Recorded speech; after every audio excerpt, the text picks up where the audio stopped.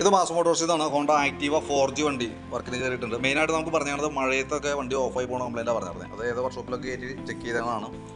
CDIയുടെ complaint already പറഞ്ഞിട്ടുണ്ട്. Already complaint CDIയുടെ തന്നെയാണ്. അത് നമ്മൾ CD വേറൊരു പുതിയ CD വെച്ച് കഴിഞ്ഞപ്പോൾ വണ്ടി സ്റ്റാർട്ടായിരുന്നു. ഞങ്ങൾ ഫസ്റ്റ് വണ്ടി കയറ്റാൻ നോക്കുന്ന സമയത്ത് വണ്ടി സ്റ്റാർട്ടിങ് അല്ലായിരുന്നു. അതിന് ശേഷം കയറ്റി CD ചെക്ക് ചെയ്ത് കഴിഞ്ഞപ്പോൾ ഓൾറെഡി കംപ്ലയിൻറ്റ് CDIയുടെ ആയിട്ട് തന്നെയാണ് ഇപ്പോൾ കാണിക്കുന്നത്. ഇലക്ട്രിക്കൽ സംബന്ധമായിട്ടുള്ള കംപ്ലയിൻറ്റുകൾ നമ്മൾ അപ്പോൾ കാണിക്കുന്ന പ്രോബ്ലം സോൾവ് ചെയ്ത് നോക്കാനാണ് പറ്റുള്ളൂ. ഇപ്പോൾ നിലവിൽ ചെക്ക് ചെയ്യുമ്പോൾ CDIയുടെ പ്രശ്നമായിട്ടാണ് കാണിക്കുക. പക്ഷേ നമ്മളതിൻ്റെ ഡീറ്റെയിൽ ആയിട്ട് ചെക്ക് ചെയ്യുന്ന ഭാഗത്തുണ്ടല്ലോ. പിന്നെ ഇതും ഇരിക്കുന്ന HT കോയിൽ, ഈ ഇരിക്കുന്ന ഹൈ ടെൻഷൻ കോയിലൊന്നും ഒറിജിനലല്ല, ഒറിജിനലായിട്ട് കാണുന്നില്ല കേട്ടോ. നിലവിൽ ഡ്യൂപ്ലിക്കേറ്റ് ആയിട്ടാണ് ഇതും ഇരിക്കുന്നത് കേട്ടോ. അപ്പോൾ നമ്മളിപ്പോൾ CDI യൂണിറ്റ് മാറ്റി വെച്ചാലും CDI യൂണിറ്റിന് നമുക്ക് വരാമെന്ന് പറഞ്ഞാൽ 2124 രൂപ നമുക്ക് വന്നെ കേട്ടോ. 2124 CDIക്ക് വന്നിട്ടുണ്ട്. കൂട്ടത്തിക്കട HT കോയിൽ ഇതും ഇരിക്കുന്ന ഡ്യൂപ്ലിക്കേറ്റ് കോയിലാണ്. അത് കുറച്ച് നമ്മളത്തേക്കും ഷോട്ടിങ് വരാനുള്ള സാധ്യതയുള്ള റേറ്റാണ്. മാറ്റുന്നുണ്ടെങ്കിൽ 321 രൂപ നമുക്ക് അതിൻ്റെ ഒറിജിനൽ പാർട്സ്, ഹോണ്ടയുടെ ജെനുവിൻ പാർട്സ് അവൈലബിൾ ആണ്. അത് വേണമെങ്കിൽ കൂട്ടത്തിക്കട മാറ്റി വിടാവുന്നതേ ഉള്ളൂ കേട്ടോ.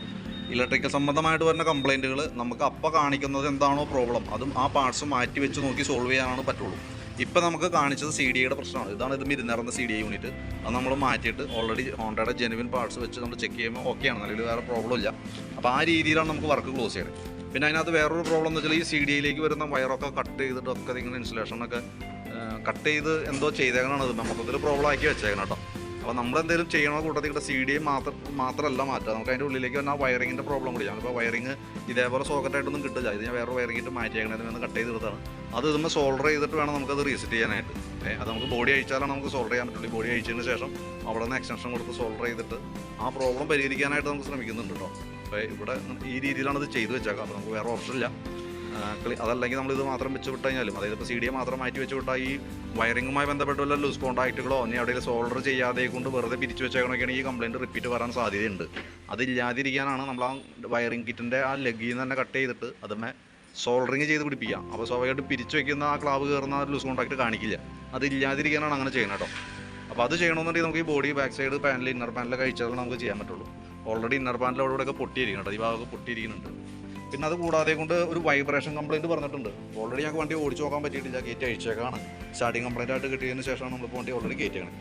അപ്പോൾ അതും കൂടി ഒന്ന് ക്ലിയർ ചെയ്തിട്ട് ഞാനിപ്പോൾ ഈ വയറിങ്ങിൻ്റെ ഭാഗം കറക്റ്റ് ചെയ്ത് CDയും കൂടി കണക്ട് ചെയ്തതിന് ശേഷമാണ് വണ്ടി ഓടിച്ച് നോക്കുള്ളൂ. അപ്പോൾ അത് ഓടിച്ച് നോക്കിയിട്ട് അതിൻ്റെ കംപ്ലയിൻറ്റ് കൂടി കൂട്ടത്തിൽ തന്നെ ആഡ് ചെയ്യാം.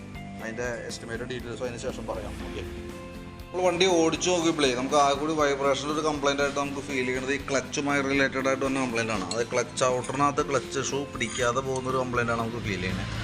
അപ്പോൾ ഇത് ഉരച്ച് ക്ലീനാക്കി റീസെറ്റ് ചെയ്യാം. ഇതിൻ്റെ എല്ലാ ഭാഗവും കറക്റ്റ് അല്ല, അവിടെ നോക്കുമ്പോൾ തന്നെ എല്ലാ ഭാഗവും ക്ലിയർ ആയിട്ടല്ല നിൽക്കണേ. അപ്പോൾ അതൊന്ന് ക്ലീൻ ചെയ്ത് ഉരച്ച് ക്ലീനാക്കിയിട്ട് നമ്മൾ റീസെറ്റ് ചെയ്യുന്നുണ്ട് കേട്ടോ. തൽക്കാലം അതാണ് നമ്മൾ ചെയ്യണുള്ളൂ. അപ്പോൾ ഞാനത് ചെക്ക് ചെയ്യാൻ വേണ്ടി അഴിക്കുമ്പോൾ ഈ സൈഡിൽ ഓയിൽ ലീക്ക് ഉണ്ടായിരുന്നു, അതുകൂടി ഒന്ന് അഴിച്ചു നോക്കിയതാണ്. ക്രാങ്കിൻ്റെ ഓയിൽ സീൽ പോയിട്ട് ആ ഓയിൽ താഴേക്ക് ഒഴുകി വരുന്നുണ്ട് കേട്ടോ. അപ്പോൾ കൈയോടെ നമുക്ക് ആ ഓയിൽ സീൽ മാറ്റിയിടണം, നന്നായിരിക്കും. അതുപോലെ തന്നെ ക്ലച്ചിൻ്റെ ഉള്ളിൽ ഈ വരുന്ന പീസ് സ്ലൈഡ് എന്ന് പറഞ്ഞാൽ ഈ പ്ലാസ്റ്റിക്കിൻ്റെ ഈ ഒരു ഐറ്റം ഉണ്ട്. അതും നല്ല രീതിയിൽ തേമാനം വന്ന് ആ പൊട്ടണ ഒരു കണ്ടീഷനിലാണ് നിൽക്കണം കേട്ടോ. അത് കൈയോടെ മാറ്റിയിടണമായിരിക്കും കുറച്ചുകൂടി ബെറ്റർ. പിന്നീട് ഇതുമേ മൊത്തം ഉരച്ച് ക്ലീൻ ആയത് ഇങ്ങനെ പേപ്പറൊക്കെ ഇട്ട് പിടിച്ച് ഉരച്ചിട്ടൊക്കെ ഇങ്ങനെ ഇതുമേ ഇട്ടുണ്ട്, സെറ്റ് ചെയ്തേക്കണതാണ്. ഇതുമേ ഈ കിടക്കുന്നതൊന്നും ഒറിജിനൽ അല്ല, ഡ്യൂപ്ലിക്കേറ്റ് പാർട്സുകളാണ് ഇതുമേ കിടക്കുന്നത് കേട്ടോ. അപ്പം ഞാനിപ്പോൾ ഇതിനകത്ത് ചെയ്യാൻ പോണത് ഈ ഐറ്റം മാറ്റിയിടുന്നുണ്ട്, ക്രാങ്കിൻ്റെ ഓയിൽ സീൽ മാറ്റിയിടുന്നുണ്ട്. അത് നമ്മൾ അഴിച്ചപ്പോൾ കണ്ടത് കൊണ്ടാണ് അത് ചെയ്തിടുന്നത്. പിന്നെ അതേപോലെ തന്നെ ക്ലച്ചൊന്ന് ക്ലീൻ ചെയ്ത് കയറ്റുന്നുണ്ട്, ഉരച്ച് ക്ലീനാക്കി റീസെറ്റ് ചെയ്യുന്നുണ്ട് കേട്ടോ. കാരണം ഇതൊന്നും നമുക്ക് കറക്റ്റ് ക്ലച്ച് ഔട്ടറിൻ്റെ ഒരു കറക്റ്റ് ഒരു ക്ലച്ച് ഷൂട്ട് ഒരു ഇത് കിട്ടുന്നില്ല, ഷേപ്പ് കിട്ടുന്നില്ല. ഒറിജിനലാണോ എന്ന് അറിയില്ല, അത് ആ ഒരു കണ്ടീഷനാണ് നിൽക്കണം കേട്ടോ. അതിൻ്റെ ഒരു കംപ്ലയിൻ്റാണ് നമുക്ക് ഫീൽ ചെയ്യണുള്ളൂ. പിന്നെ അതേപോലെ ബെൽറ്റ് നോക്കി, ബെൽറ്റ് ഒറിജിനൽ ബെൽറ്റ് തന്നെ കിടക്കണേ, ഹോണ്ടയുടെ ഒറിജിനൽ ബെൽറ്റാണ്, വേറെ കംപ്ലയിൻ്റ് ഒന്നുമില്ല, നല്ല ബെൽറ്റാണ് കേട്ടോ. അപ്പോൾ അത് ആ രീതിയിൽ ചെയ്യാം. അപ്പോൾ ഞാൻ ക്ലച്ച് ഒന്ന് അഴിച്ച് ക്ലീൻ ചെയ്യുന്നുണ്ട്, ഓയിൽ സീൽ മാറ്റി പീസ് സ്ലൈഡ് മാറ്റി നമുക്ക് റീസെറ്റ് ചെയ്യാം. CD യൂണിറ്റിൻ്റെ ഭാഗം ക്ലിയർ ചെയ്ത് നമ്മൾ കയറ്റിയിട്ടുണ്ട്. CD യൂണിറ്റ് മാറ്റി പുതിയത് വെച്ചിട്ടുണ്ട്. ആ വയറിങ്ങിൻ്റെ ഭാഗം ക്ലിയർ ചെയ്തിട്ടുണ്ട്. പിന്നെ ഉള്ളത് മറ്റേ HT കോയിൽ കേസ് ഞാൻ പറഞ്ഞല്ലോ, ഇവിടെ കോയിൽ അസംബ്ലിയുടെ കേസ്, അതും കൂടി ഉൾപ്പെടുത്തിയിട്ടുള്ളൊരു എസ്റ്റിമേറ്റ് പറയാം. വീഡിയോ കണ്ടപ്പോൾ നോക്കിയിട്ടൊന്ന് റിപ്ലൈ ഇടണം, എന്നിട്ട് വേണം ഞങ്ങൾക്ക് വർക്ക് കംപ്ലീറ്റ് ചെയ്യാനായിട്ട്. HT കോയിൽ ഞാൻ സജഷൻ പറഞ്ഞെന്നുള്ളൂ, ഒറിജിനൽ അല്ല ഇരിക്കണേ, ഡ്യൂപ്ലിക്കേറ്റ് ആണ്. വലിയ താമസിച്ചാണ്ട് ഒരു പക്ഷേ കംപ്ലയിൻറ്റ് ഇങ്ങനെ വെച്ചാലും ഒരു പക്ഷേ കംപ്ലയിൻറ്റ് വന്നേക്കാൻ സാധ്യതയുണ്ട്.